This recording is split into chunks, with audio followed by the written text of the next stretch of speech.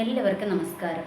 ഇന്നത്തെ ഈ കാലഘട്ടത്തിൽ നമ്മൾ നമ്മളുടെ തലമുറകളെക്കുറിച്ച് അല്ലെങ്കിൽ പിള്ളേരെക്കുറിച്ച് ഭയങ്കരമായിട്ട് ടെൻഷൻ അടിച്ചുകൊണ്ടിരിക്കുന്ന ഒരു കാലഘട്ടമാണല്ലേ. കാരണം ഈ പിള്ളേരുടെ പോക്ക് എങ്ങോട്ടാന്ന് ഒരു പിടുത്തവുമില്ല. കാരണം അവർ നമ്മളെ കഴിഞ്ഞൊക്കെ ഒരുപാട് ദൂരെ ഇങ്ങനെ സഞ്ചരിച്ചു കൊണ്ടിരിക്കുകയാണ്. നമ്മൾ അവരിൽ നിന്നായിരിക്കും ചില കാര്യങ്ങളൊക്കെ നമ്മൾ തന്നെ തിരിച്ചറിയുന്നത്. അതുപോലെയുള്ളൊരു ഒരു അതിവേഗമുള്ളൊരു വളർച്ചയാണ് ഇന്നത്തെ പിള്ളേരുടെ ബുദ്ധിവികാസത്തിൽ സംഭവിച്ചു കൊണ്ടിരിക്കുന്നത്. അപ്പോൾ നമ്മൾ ഭയപ്പെടേണ്ട കാര്യവും കൂടി ഉണ്ട്. കാരണം ഈ കുഞ്ഞുങ്ങളെ വലയിലാക്കുവാൻ വേണ്ടിയിട്ട് ഈ കുഞ്ഞുങ്ങളുടെ ചുറ്റും നമ്മളറിയാത്ത കഴുകൻ കണ്ണുകൾ അവരെ പിന്തുടരുന്നുണ്ട് എന്നുള്ളതും ഒരു നഗ്നമായ സത്യം തന്നെയാണ്. അപ്പോൾ നമ്മൾ എന്താ ചെയ്യേണ്ടത്? നമ്മൾ കുട്ടികളെയൊക്കെ വീട്ടിൽ സ്കൂളിൽ വിടുന്നു, അല്ലെങ്കിൽ അവരെ കോളേജുകളിൽ വിടുന്നു, അല്ലെങ്കിൽ വിദേശ രാജ്യങ്ങളിൽ അവരെ പഠിക്കാൻ വിടുന്നു, ജോലിക്ക് വിടുന്നു. എന്നിട്ട് നമ്മളൊക്കെ എന്താണ്, പേരൻസ് ഒക്കെ വീടുകളിൽ ഇരിക്കുകയാണ് അല്ലേ, അല്ലെങ്കിൽ ജോലിക്ക് പോകുന്നു, അങ്ങനെ എന്തെങ്കിലുമൊക്കെ ആയിട്ട് പേരൻസിൻ്റെതായ കാര്യങ്ങൾ ഇങ്ങനെ ചെയ്തുകൊണ്ടിരിക്കുകയാണ്. അപ്പോൾ ഇവിടെ നമ്മൾക്ക് എന്താ ചെയ്യാൻ പറ്റുന്നത്? ഇവരെങ്ങോട്ട് പോകുന്നു, ആരുമായിട്ട് ഇവർ കൂട്ടുകൂടുന്നു, ഇവരുടെ രീതികൾ എന്താണ്, ഇവരെന്താണ് കൂട്ടുകാർ കൂടി സംസാരിക്കുന്നതും, ഇവരുടെ പഠനത്തിൻ്റെ നിലവാരം എങ്ങനെയാണ്, ഇതൊന്നും നമ്മൾക്ക് വ്യക്തമായിട്ട് അറിയുവാനായിട്ട് കഴിയുന്നില്ലല്ലേ. അപ്പോൾ അങ്ങനെ ഭയങ്കര ടെൻഷനിലായിരിക്കുന്നു. ഇനി ചിലർക്കൊക്കെ അറിയാം തലമുറകൾ വഴിതെറ്റിപ്പോയി, അല്ലെങ്കിൽ അവർ ഒരു നല്ലൊരു പാതയിലൂടെ അല്ല, അല്ലെങ്കിൽ ദൈവികമായൊരു പാതയിലൂടെ അല്ല അവർ സഞ്ചരിക്കുന്നതും. ഇങ്ങനെയൊക്കെയുള്ള ഒരുപാട് ടെൻഷൻസുകളൊക്കെ അനുഭവിക്കുന്ന മാതാപിതാക്കന്മാരും ഒക്കെ ഉണ്ട്. അപ്പോൾ നമ്മൾക്ക് ചെയ്യാൻ പറ്റുന്ന കാര്യം എന്താണ്? ചെയ്യാൻ പറ്റുന്ന ഒരൊറ്റ കാര്യമുള്ളൂ. ദൈവത്തിൻ്റെ കരത്തിലോട്ട് ഏൽപ്പിച്ചു കൊടുക്കുക, പ്രാർത്ഥിക്കുക, അവരുടെ മുൻപിൽ നല്ല മാതൃക കാണിച്ചു കൊടുക്കുക. ഇതല്ലാതെ മറ്റൊന്നും നമ്മൾക്ക് ചെയ്യുവാനായിട്ട് കഴിയത്തില്ല അല്ലേ. അപ്പോൾ പേരൻസ് ആയിരിക്കുന്നവർ നിങ്ങൾ എന്താ ചെയ്യേണ്ടത്? നമ്മൾ പ്രാർത്ഥിക്കണം, ദൈവസന്നിധിയിൽ പ്രാർത്ഥിക്കണം, വചനങ്ങൾ വെച്ച് പ്രാർത്ഥിക്കണം. 2 വചനങ്ങൾ ഞാൻ പറഞ്ഞു തരാം. ആ 2 വചനങ്ങൾ മതി നിങ്ങളുടെ തലമുറകളുടെ ഡെസ്റ്റിനി മാറുവാനായിട്ടും. കാരണം അവർ ഏത് വിധത്തിലും അവർ വഴിതെറ്റി പോയിരിക്കുകയാണോ, അല്ലെങ്കിൽ പറഞ്ഞാൽ അനുസരിക്കുന്നില്ലേ, അനുസരണക്കേടാണോ, അപ്പനോടും അമ്മയോടും ഒരു എന്താ പറയുക ഫ്രണ്ട്ലി മൈൻഡ് അവർക്കില്ലേ, ഇങ്ങനെയൊക്കെയുള്ള ഭയങ്കര ടെൻഷനിലാണ് ഇരിക്കുന്നെങ്കിൽ നിങ്ങൾ ഒരുപാടൊന്നും ചെയ്യേണ്ട കാര്യമില്ല. 2 വചനം ഞാൻ പറഞ്ഞു തരാം. ആ വചനം നിങ്ങളൊന്ന് പറഞ്ഞ് വിശ്വസിച്ച് പ്രാർത്ഥിക്കുക. എന്നിട്ട് അതിൻ്റെ കൂട്ടത്തിൽ ചെയ്യേണ്ട കുറച്ച് കാര്യങ്ങളും കൂടി ഉണ്ട്, അതും കൂടെ ഞാൻ നിങ്ങൾക്കൊന്ന് പറഞ്ഞു തരാം. കാരണം തലമുറകളെ ദൈവത്തിൻ്റെ കരത്തിലോട്ട് അങ്ങ് ഏൽപ്പിച്ചു കൊടുക്കുക. ദൈവത്തിന് മാത്രമേ അവരെ നിയന്ത്രിക്കുവാനായിട്ട് പറ്റത്തുള്ളൂ. ദൈവത്തിന് മാത്രമേ അവരിൽ ക്രിയ ചെയ്യുവാനായിട്ട് പറ്റത്തുള്ളൂ. ദൈവത്തിൻ്റെ പരിശുദ്ധാത്മാവിനെ അവരിൽ ക്രിയ ചെയ്യുവാനായിട്ട് പറ്റത്തുള്ളൂ. അതുകൊണ്ട് നമ്മളെ ഏൽപ്പിച്ചു കൊടുക്കുക, പ്രാർത്ഥിക്കുക, ഉപവസിക്കുക. ഞാൻ പണ്ട് പറഞ്ഞിട്ടുണ്ടായിരുന്നല്ലേ, തലമുറകൾക്ക് വേണ്ടി ഒരു ദിവസമെങ്കിലും, ആഴ്ചയിൽ ഒരു ദിവസമെങ്കിലും നമ്മൾ അവർക്ക് വേണ്ടി ഉപവസിക്കണം. ഒരു രാവിലെ തൊട്ട് വൈകുന്നേരം വരെയോ രാത്രിയിൽ 8 മണി വരെയോ ഒക്കെ നമ്മൾ ഒരു നേരം വിട്ടോ എങ്ങനെയെങ്കിലും നമ്മൾ അവർക്ക് വേണ്ടി ഒന്ന് ഉപവസിക്കണം. കാരണം ഒരു വല്ലാത്ത കാലഘട്ടത്തിലൂടെയാണ് നമ്മൾ പോയിക്കൊണ്ടിരിക്കുന്നതും. നമ്മൾക്കറിയാം ഇന്നിപ്പം കോൺഗ്രസ് സർക്കാർ ഏതാണ്ടൊക്കെ ചെയ്യുന്നുണ്ട്. എന്നാലും എന്താണ്, കണ്ണു വെട്ടിച്ച് പലരും ഇന്നെന്താണ് മയക്കുമരുന്നിന് അടിമകളാകുന്നു, അതിൻ്റെ കാരിയേഴ്സ് ആകുന്നു, അത് വിൽപ്പന നടത്തുന്നവരാകുന്നു. അങ്ങനെ പല വിധത്തിലും തലമുറകൾ വഴിതെറ്റിപ്പോയിക്കൊണ്ടിരിക്കുകയാണ്. കൊച്ചു കുട്ടികളെ തൊട്ട് ഇന്നെന്താണ് ഈ കഴുകൻ കണ്ണുകൾ നോട്ടമിട്ടിരിക്കുകയാണ്. അപ്പോൾ നമ്മൾക്ക് പ്രാർത്ഥിക്കുക അല്ലാതെ മറ്റൊന്നും നമ്മൾക്ക് ചെയ്യുവാനായിട്ട് കഴിയത്തില്ല. അതുകൊണ്ട് പ്രാർത്ഥിക്കുക, പ്രാർത്ഥിക്കുക, ഉപവസിക്കുക. ഇതല്ലാതെ മറ്റൊന്നും നമ്മൾക്ക് ചെയ്യുവാനില്ല എന്നുള്ളൊരു യാഥാർത്ഥ്യം തിരിച്ചറിഞ്ഞ് കൂടുതൽ ഗൗരവത്തോടെ, കൂടുതൽ ഉത്തരവാദിത്വത്തോടെ തലമുറകൾക്ക് വേണ്ടി പ്രാർത്ഥിക്കുവാൻ പേരൻസ് തയ്യാറാകുക. അവർ വിദേശ രാജ്യങ്ങളിലാണോ, നിങ്ങൾ ദൈവത്തിൻ്റെ കാര്യത്തിൽ ഏൽപ്പിച്ചു കൊടുത്താൽ പേടിക്കേണ്ട കാര്യമില്ല.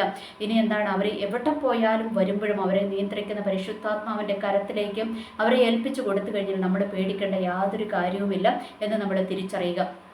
അതുകൊണ്ട് 1-ാമത്തെ വചനം എന്ന് പറയുന്നത് ഏഷ്യാപ്രവാചകന്റെ പുസ്തകം 11-ാം അധ്യായം അതിൻ്റെ 2-ാമത്തെ വാക്യമാണ്. അതിനകത്ത് എന്താ പറഞ്ഞു വെച്ചിരിക്കുന്നത്? യഹോവയുടെ ആത്മാവ് അവൻ്റെ മേൽ ആവസിക്കും, ജ്ഞാനത്തിൻ്റെയും വിവേകത്തിൻ്റെയും ആത്മാവ്, ആലോചനയുടെയും ബലത്തിൻ്റെയും ആത്മാവ്, പരിജ്ഞാനത്തിൻ്റെയും യഹോവ ഭക്തിയുടെയും ആത്മാവ് തന്നെ. ഓക്കെ, ഇനി അത് POC ബൈബിളിലോട്ട് വന്നു കഴിയുമ്പോഴത്തേക്കും സെയിം തന്നെയാണ്. ഇവിടെ യഹോവയുടെ ആത്മാവ് എന്നുള്ളത് ഇപ്പറേ വന്നു കഴിയുമ്പോൾ കർത്താവിൻ്റെ ആത്മാവ് അവൻ്റെ മേൽ ആവസിക്കും. പിന്നെ ഉപദേശത്തിൻ്റെയും എന്ന് പറയുന്ന ഒരു വാക്കും കൂടെ അതിനകത്ത് എന്താ പറയുക കൂട്ടിയിട്ടുണ്ട്. ഇങ്ങനെ ഇത് വ്യത്യാസമൊന്നുമില്ല, സെയിം തന്നെയാണ്. അതുകൊണ്ട് നമ്മൾ POC ബൈബിൾ ആണെങ്കിലും POC ബൈബിൾ ഉപയോഗിക്കുന്നവർ ആ ബൈബിളിലെ ആ വചനം എടുക്കുക. ഇനി എന്താണ്, KJV കിങ് ജെയിംസ് വേർഷൻ സത്യവേദ പുസ്തകം ഉപയോഗിക്കുന്നവർ ആ വചനം എടുക്കുക. ഓക്കെ, അപ്പോൾ നമ്മളുടെ ലക്ഷ്യം എന്താണ്? നമ്മൾ പ്രാർത്ഥിക്കുക, വചനം പറഞ്ഞ് പ്രാർത്ഥിക്കുക. അപ്പോൾ മറക്കണ്ട, യേശയ്യാപ്രവാചകന്റെ പുസ്തകം 11-ാം അധ്യായം 2-ാമത്തെ വാക്യം. എന്നിട്ട് നമ്മൾ ഇതെങ്ങനെ പ്രാർത്ഥിക്കേണ്ടതെന്ന് അറിയാമോ? ആദ്യം ഈ വചനം അങ്ങ് പറയുക. യഹോവയുടെ ആത്മാവ് അല്ലെങ്കിൽ കർത്താവിൻ്റെ ആത്മാവ് അവൻ്റെ മേൽ ആവസിക്കും. വചനം അങ്ങനെ തന്നെ പറയുക. അവൻ്റെ മേൽ ആവസിക്കും. ജ്ഞാനത്തിൻ്റെയും വിവേകത്തിൻ്റെയും ആത്മാവ്, ആലോചനയുടെയും ബലത്തിൻ്റെയും ആത്മാവ്, പരിജ്ഞാനത്തിൻ്റെയും യഹോവ ഭക്തിയുടെയും ആത്മാവ് തന്നെ.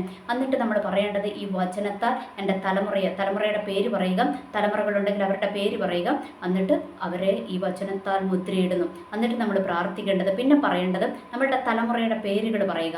എന്നിട്ട് ഇവരുടെ പേര് ഇപ്പം നമ്മൾ എന്താ പറയുക, എന്താണോ പേര്, ആ പേര് നെഹമ്യ എന്നോ അല്ലെങ്കിൽ എന്താണ് നമ്മുടെ ലൂക്ക എന്നോ അബിഗയിൽ എന്നോ എന്ന് വേണ്ട ഏത് പേര് വേണമെങ്കിലും നമ്മൾ പറയുക, ചാക്കോച്ചെന്നോ എന്ത് പേരാണോ അത് പറയുക. എന്നിട്ട് ആ പേര് പറഞ്ഞിട്ട് അവൻ്റെ മേൽ അല്ലെങ്കിൽ അവളുടെ മേൽ യഹോവയുടെ ആത്മാവ് ആവസിക്കും. അത് നമ്മൾ എന്താ ചെയ്യുന്നത്, നമ്മൾ പ്രൊഫറ്റിക്കായിട്ട് പറയുകയാണ്, നമ്മൾ പ്രവചനത്തിൽ പറയുകയാണ്. അവൻ്റെ മേൽ യഹോവയുടെ ആത്മാവ് എന്ന് വെച്ചാൽ മക്കളുടെ പേര് പറഞ്ഞിട്ട് അവൻ്റെ മേൽ യഹോവയുടെ ആത്മാവ് അല്ലെങ്കിൽ അവളുടെ മേൽ യഹോവയുടെ ആത്മാവ് ആവസിക്കും. ജ്ഞാനത്തിൻ്റെയും വിവേകത്തിൻ്റെയും ആത്മാവ്, ആലോചനയുടെയും ബലത്തിൻ്റെയും ആത്മാവും, പരിജ്ഞാനത്തിൻ്റെയും യഹോവ ഭക്തിയുടെയും ആത്മാവ് തന്നെ. അപ്പോൾ ഇങ്ങനെ പറഞ്ഞ് പ്രാർത്ഥിക്കുക. ആദ്യം എന്താ പറയേണ്ട, ആ വചനം അതുപോലെ തന്നെ പറയുക. ആ വചനത്താൽ എൻ്റെ കുഞ്ഞുങ്ങളെ മുദ്രയിടുന്നു, എൻ്റെ തലമുറയെ മുദ്രയിടുന്നു. എന്നിട്ട് അവരുടെ പേര് പറഞ്ഞിട്ട് അവൻ്റെ മേൽ, ഇപ്പോൾ ആരാണോ പേര് ആ മകൻ്റെ മേൽ അല്ലെങ്കിൽ ആ മകളുടെ മേൽ യഹോവയുടെ ആത്മാവ് ആവസിക്കും. അത് നമ്മൾ രണ്ടാമത് പറയുമ്പോൾ എന്താണ്, രണ്ടാമത് പറയുമ്പോൾ നമ്മൾ തന്നെ പ്രവചനത്തിൽ അതങ്ങ് പറയുകയാണ്. പ്രവചനത്തിൻ്റെ ആത്മാവിനാൽ നമ്മൾ തന്നെ അതങ്ങ് പറയുകയാണ്. അപ്പോൾ ഇത് രണ്ട് ക്രിയ ചെയ്തുകൊണ്ടിരിക്കും. ഒന്ന് വചനം ദൈവമാണ്, ആ വചനം അവിടെ ക്രിയ ചെയ്യും. രണ്ടാമത് നമ്മളുടെ നാവിൻ്റെ മേൽ പകർന്നിരിക്കുന്ന അധികാരം നമ്മളങ്ങ് ഉപയോഗിക്കുകയാണ്, അതും അവിടെ ക്രിയ ചെയ്തുകൊണ്ടിരിക്കും. അപ്പോൾ അങ്ങനെ നമ്മൾ ചെയ്യുക. അപ്പോൾ എന്താണ്, അവരുടെ മേൽ യഹോവയുടെ ആത്മാവ് അല്ലെങ്കിൽ കർത്താവിൻ്റെ ആത്മാവ് അവരുടെ മേൽ വന്നു കഴിയുമ്പോൾ എന്താണ്, മറ്റൊരാത്മാക്കളും അവരെ നയിക്കുവാനായിട്ട് പറ്റത്തില്ല. ഇത് നമ്മൾ രാവിലെ പ്രാർത്ഥിക്കണം. കുഞ്ഞുങ്ങളെ, വലിയ പിള്ളേരൊക്കെ ആണെങ്കിൽ നമുക്ക് ചിലപ്പോൾ അവരുടെ തോളിൽ കരം വെക്കാനൊക്കെ ഉള്ളൊരു സ്വാതന്ത്ര്യമുണ്ടോ എന്ന് എനിക്ക് അറിഞ്ഞുകൂടാ. അപ്പോൾ അങ്ങനെ ഉള്ളവർ അങ്ങനെ ചെയ്യുക. അതല്ലെങ്കിൽ കൊച്ചുകുട്ടികളൊക്കെ ആണെങ്കിൽ ഒന്നും പേടിക്കണം, അവരെ പിടിച്ചു നിർത്തി അവരുടെ തലയിൽ കൈവച്ച് നമ്മൾ ഈ വചനം അങ്ങ് പറയുക. അല്ലെങ്കിൽ അവർ എഴുന്നേറ്റില്ല, നിങ്ങളാണ് അതിരാവിലെ എഴുന്നേൽക്കുന്നതെങ്കിൽ അവരുടെ ആ ഒരു തലയിലോട്ട് ഈ കൈ അങ്ങ് വെച്ചിട്ട് നിങ്ങളതങ്ങ് പറയുവാനായിട്ട് തയ്യാറാകുക. ഓക്കെ, ഇനി അടുത്ത ഒരു വചനം, അത് എന്താണെന്നറിയാം. ലൂക്കായുടെ സുവിശേഷം 2-ാം അധ്യായം അതിൻ്റെ 40-ാമത്തെ വാക്യമാണ്. അത് BOC ബൈബിളിലും സത്യവേദ പുസ്തകത്തിലുമൊക്കെ ഒന്ന് തന്നെയാണ്, ഒരു വാക്കും വ്യത്യാസമില്ല. അപ്പോൾ അത് നിങ്ങൾ എങ്ങനെയാണ്, ആ വചനം ഇതാണ്: പൈതൽ വളർന്നു, ജ്ഞാനം നിറഞ്ഞു, ആത്മാവിൽ ബലപ്പെട്ടു പോന്നു, ദൈവത്തിൻ്റെ കൃപയും അവൻ്റെ മേൽ ഉണ്ടായിരുന്നു. എന്നിട്ട് നേരത്തെ ഞാൻ പറഞ്ഞതുപോലെ തന്നെ ഈ വചനത്താൽ എൻ്റെ കുഞ്ഞിനെ മുദ്രയിടുന്നു. എന്നിട്ട് പിന്നെ എന്താണ്, പിന്നെ നമ്മൾ പ്രവചനാത്മാവിൽ നമ്മൾ പറയുക, ആ കുഞ്ഞിൻ്റെ പേര് പറഞ്ഞിട്ട് എന്താണ് പറയുക, ഇന്ന കുഞ്ഞു വളർന്നു, ജ്ഞാനം നിറഞ്ഞു, ആത്മാവിൽ ബലപ്പെട്ടു പോന്നു, ദൈവത്തിൻ്റെ കൃപയും അവൻ്റെ മേലുണ്ടായിരുന്നു, ഇങ്ങനെ പറയുക. ഓക്കെ, അങ്ങനെ ഈ വചനം അങ്ങനെ പറയുക. എന്നിട്ട് പിന്നെ നമ്മൾ ചെയ്യേണ്ട കാര്യം എന്താണെന്നറിയാമോ, നമ്മളെല്ലാ ദിവസവും രാത്രി ഇവർ കിടക്കുന്നതിന് മുൻപ്, ഇവർ കിടന്നിട്ടുണ്ടാകും, അപ്പോൾ നമ്മൾ എന്താ ചെയ്യേണ്ടത്, ഇവരുടെ റൂമിൽ ചെന്ന്, ഇവരുടെ ബെഡ്റൂമിൽ, ഇപ്പോൾ വലിയ പിള്ളേരൊക്കെ ആണെങ്കിൽ വേറെ റൂമുകളിലൊക്കെ ആയിരിക്കുമല്ലോ കിടക്കുന്നത്, അപ്പോൾ അവരുടെ അടുത്ത് ചെന്ന് അവരുടെ ദേഹത്ത് കൈവച്ച് അല്ലെങ്കിൽ അവരുടെ തലയിൽ തോളിൽ കൈവച്ച് നമ്മൾ എന്താ ചെയ്യേണ്ടത്, അവരെ അനുഗ്രഹിക്കണം. യേശുക്രിസ്തുവിൻ്റെ നാമത്താൽ എൻ്റെ കുഞ്ഞിനെ ഞാൻ അനുഗ്രഹിക്കുന്നു, അവനൊരു അനുഗ്രഹമായിരിക്കും, അവൻ അനുഗ്രഹിക്കപ്പെട്ട തലമുറയായിട്ട് വളർന്നു വരും, അവൻ അനുഗ്രഹിക്കപ്പെട്ടവനാകുമെന്ന് നമ്മളുടെ നാവിൻ്റെ മേൽ അധികാരം പകർന്നിട്ടുണ്ട് ദൈവമല്ലേ. അത് വീഡിയോ ഒക്കെ ഞാൻ ചെയ്തിട്ടുണ്ട്. ഓക്കെ, അപ്പോൾ നമ്മുടെ നാവിന്മേൽ അധികാരം പകർന്നിരിക്കുന്നത് നമ്മളങ്ങ് എന്ത് ചെയ്യണം, നമ്മളത് ഉപയോഗിക്കണം. ഓക്കെ, ദൈവം ചുമ്മാ തന്നതല്ല, അത് നമ്മൾ ഉപയോഗിക്കുവാൻ വേണ്ടി തന്നതാണ്. അപ്പോൾ നമ്മളങ്ങനെ വൈകുന്നേരങ്ങളിൽ കുഞ്ഞുങ്ങളുടെ മേൽ, നമ്മളുടെ തലമുറകളുടെ മേൽ അങ്ങനെ കരം വെച്ച് നമ്മളവരെ അനുഗ്രഹിച്ച് പ്രാർത്ഥിക്കണം. ഓക്കെ, ഇനി അടുത്തത് നമ്മൾ ശ്രദ്ധിക്കേണ്ട കാര്യം, നമ്മളുടെ വായിൽ നിന്ന് കുഞ്ഞുങ്ങൾക്ക് വിരോധമായിട്ടൊരു നെഗറ്റീവ് വാചകം വരാതെ നമ്മൾ പ്രത്യേകം ശ്രദ്ധിക്കണം.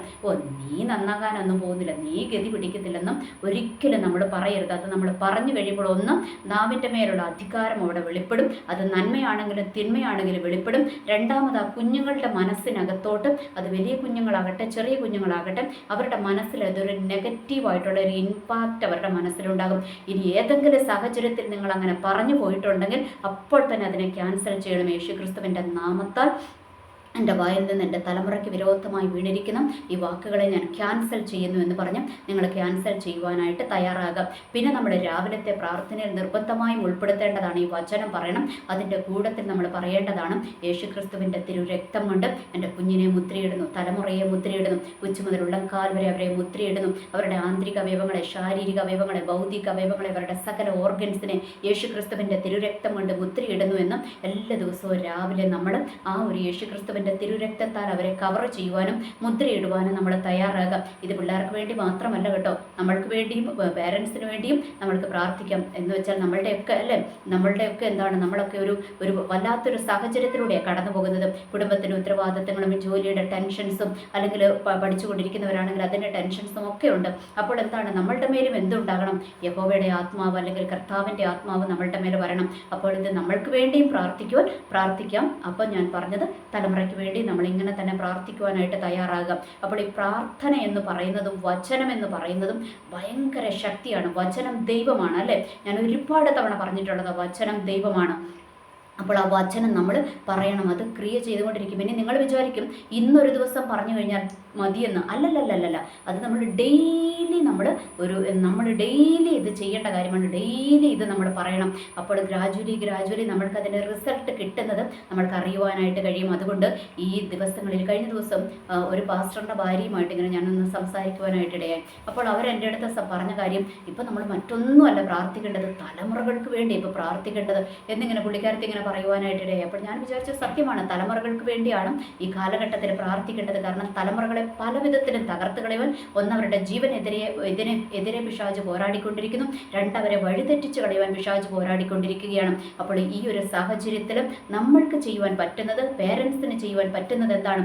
ഉണർന്നിരുന്ന് പ്രാർത്ഥിക്കുക. പ്രാർത്ഥന മാത്രം പോരാ, നമ്മളവരെ ശ്രദ്ധിക്കണം അല്ലേ. അവരെങ്ങോട്ടാണ് പോകുന്നത്, അവരുടെ ഫോണുകൾ, നമ്മുടെ വീട്ടിലുള്ള കുഞ്ഞുങ്ങളാണെങ്കിൽ അവരുടെ ഫോൺ ചെക്ക് ചെയ്യുക, ബാഗ് ചെക്ക് ചെയ്യുക, സ്കൂളിൽ നിന്ന് വന്നു കഴിയുമ്പോൾ അവരുടെ ബാഗ് ചെക്ക് ചെയ്യുക. അങ്ങനെ എപ്പോഴും നമ്മളുടെ ഒരു കൺട്രോളിലാണ് അവരെന്നുള്ളപ്പോൾ അവരെന്താണ്, കൂടുതൽ ഉടായ്പ കളിക്കുവാനായിട്ട് പോകത്തില്ല.